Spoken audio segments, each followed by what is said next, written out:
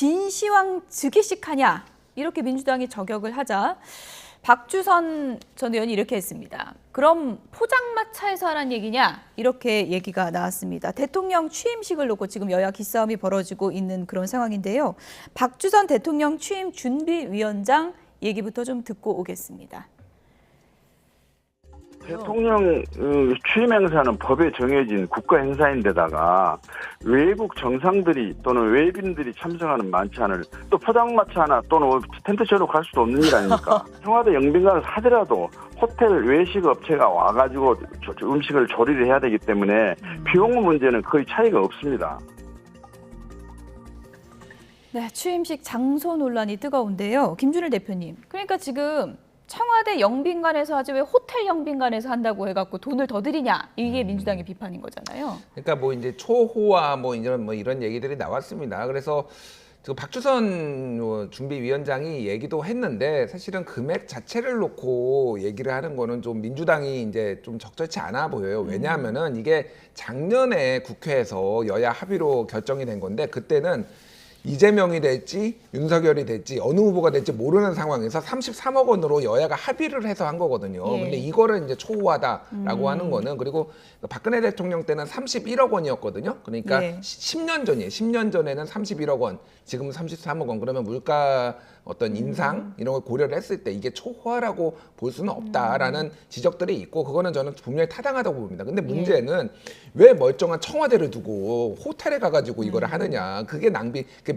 돈이 얼마가 됐든 그게 낭비라는 거죠. 그러니까 그 부분을 좀 집중적으로 지금 비판을 하는 거고 그거에 대해서 그럼 포장마차 가서 하냐 이렇게 말씀하셨는데 포장마차가 아니라 그냥 청와대에서 하셨으면 어떨까 이 얘기를 지금 하는 거예요. 예. 어쨌든 뭐 청와대 이전을 공식화한 상황에서 인수위 측에서는 뭐 그렇게 하지 않겠다는 입장을 밝힌 거고 네.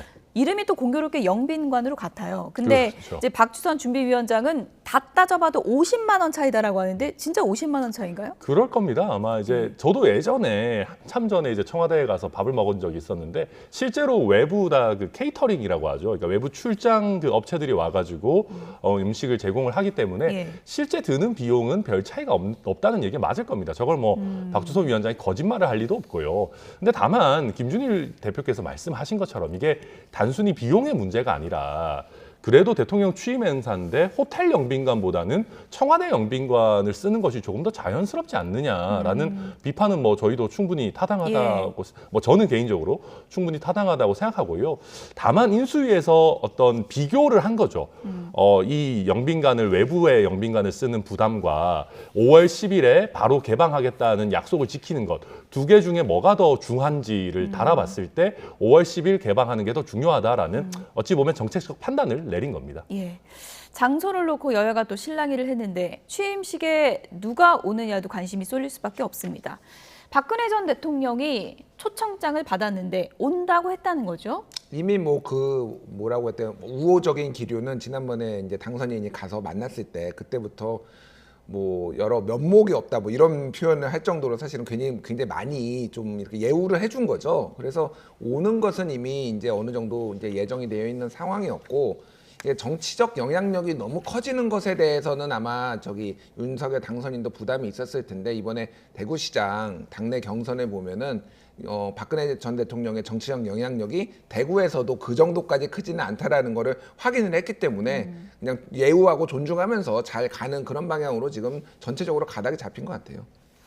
예.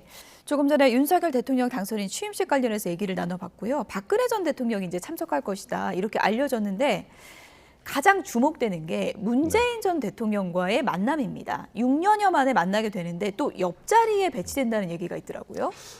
상상만 해도 굉장히 어색할 것 같은 만남인데요. 그래도 지난번에 이제 박근혜 전 대통령이 사면을 받고 내놓은 메시지를 봤을 때 그때 문재인 대통령에 대한 뭐 감사의 표시 같은 얘기들을 하셨었거든요. 그런 것들을 보면 그리고 이제 어느 정도는 세월이 지나갔고 또 문재인 대통령도 퇴임을 하는 마당이기 때문에 두 분이 최소한 국민들 앞에서는 웃는 얼굴을 보여주실 수 있지 않을까라는 기대도 가져봅니다. 예. 한 화면에 문재인 전 대통령과 박근혜 전 대통령이 함께 이렇게 잡힌다면 그거 자체가 장면이 역사가 될 것 같다 그런 생각도 듭니다. 조금 전에 당정협의회 봤을 때 권성동 원내대표도 그렇고 이준석 대표도 그렇고 안철수 위원장에게 감사한다는 뜻을 밝히겠다 이런 얘기를 했는데요.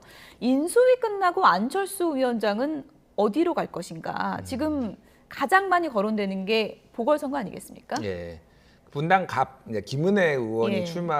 경기지사 출마가 결정되면서 분당 갑에 출마할 것이다 이런 함합형이 얘기가 나오고 있는데 이거는 상당히 유력하다라고 이제 보여지고 있어요. 여러 예. 뭐 이유상.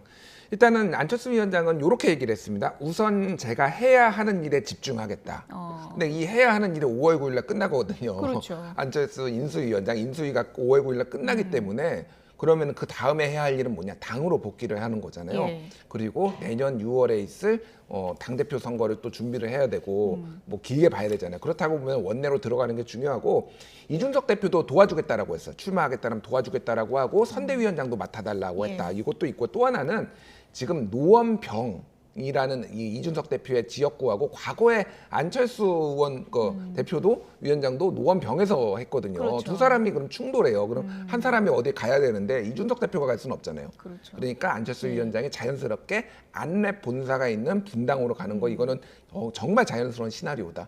그래서 제가 뭐 보수 진영 쪽에서 들은 바로는 예. 다음 주 빠르면 다음 주 중에 출마 선언할 수도 있다. 예. 예, 그런 얘기까지 지금 돌고 있어요. 지금 뭐 막판 고심 중일 텐데 원래는 좀 쉰다고 하지 않았어요?